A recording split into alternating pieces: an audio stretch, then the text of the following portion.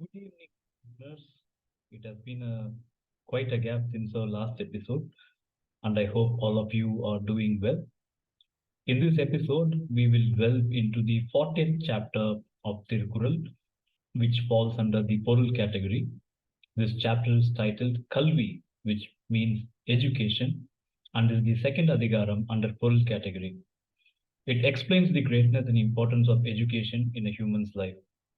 This chapter is classified under the subcategory of ARASIYal, which translates to the art of ruling. Now, let's take a closer look into this wonderful Adhikaram about education and its importance. The first Kural in this chapter asks a person to seek and learn flawlessly the subjects that are worth learning. It also emphasizes to adapt a character congruent to the values that are worthy of their learnings. A closer look at this Quran, it doesn't ask for superficial learnings. It recommends deep understanding of the concepts with the phrase Karka Kasadara, which translates to learning flawlessly. It doesn't stop with advising for bookish knowledge either, but instructs to follow or apply what has been learned. The maximum benefit comes when a person learns flawlessly and also implements what they have learned in their life. We move on to the second Kural, which is a very interesting one. The second Kural in this chapter declares that numbers, which are arithmetic skills, and words, which are reading and writing, are like the two eyes for a person who wishes to live a fruitful life. It's intriguing to see that Valluvar has placed numbers first and the letters second, which I think is a subtle indication of the importance of mathematics for a practical life. I sincerely hope the word numbers doesn't mean the complex subjects like algebra and Fourier series, etc., but a simple arithmetic skill without which life will surely not be very smooth for any person. The third Kural refers to the eyes of the unlearned or uneducated as just sores or gashes on the face, and that only those of the learned people are eyes in reality, as it does justification to its existence by helping the person read good things in their life. A second take on this Kural, imagine a person who cannot read as he is uneducated.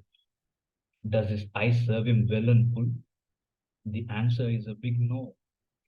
Even though they have a pair of eyes, they are quite as helpless as a person without eyesight when it comes to reading through a document or even a simple name board for that matter. And I think that this is what the message is intended by this Kural. The fourth Kural explains the demeanor of the learned wise people and how those who have spent time with them will feel when it's time to part ways. This Kural debunks the myth that education or learning is all about books and formal education. It explains that anyone who can think and speak with kindness, who can receive and understand responses with grace during a conversation, is the truly learned, who will be missed dearly by their companions when they part ways and will be more than eager to meet them very soon. The fifth Kural explains that those who are ready to submit themselves without pride before a person of greater knowledge are those who can reach greater heights in their lives, and those who lack the desire and humility to submit themselves before the learned remain in a stagnant state in their lives despite the inheritance they have. The sixth Kural explains the need for continuous learning and the power of consistent effort. It's a known fact that our brain is also like any other muscle. It stays in shape as long as it's being worked upon, and it deteriorates if left ignored. This Kural also gives the same meaning but with a different metaphor. It relates the ability to learn and the depth of knowledge to that of a well. Similar to the water that wells from a spring, will be in proportion to the depth of its excavation. By consistently reading and acquiring knowledge, one will continue to grow in wisdom. The seventh Kural highlights the greatness, value, and influence a learned person will wield in this society, and also expresses surprise as to why, even after knowing the truth, people may decide otherwise against continuous learning. It explains that to the learned, regardless of their own town or country, they will receive the same kind of respect and honor that they deserve. Such recognition and esteem will be present in every city and country around the world. History and contemporary presence has ample examples of such people who were revered and respected across the globe, transcending the barriers of nationality, religion, and language. Valluvar is actually perplexed to see people not pursuing continuous learning, even after them fully aware of the benefits of learning and education. The eighth Kural also explains the usefulness of education or learning by stating that the knowledge one acquires in their lifetime not only benefits them during this birth, but also helps them in all future births, showcasing its inherent value. The ninth Kural explains the nature of a truly learned person.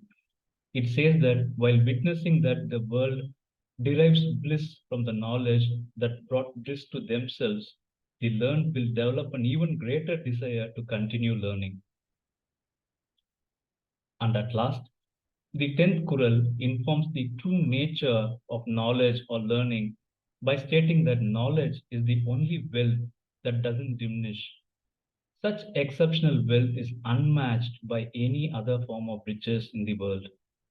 How true! All other forms of wealth, be it money, securities, gold, assets like a home, everything can be destroyed or taken away from a person.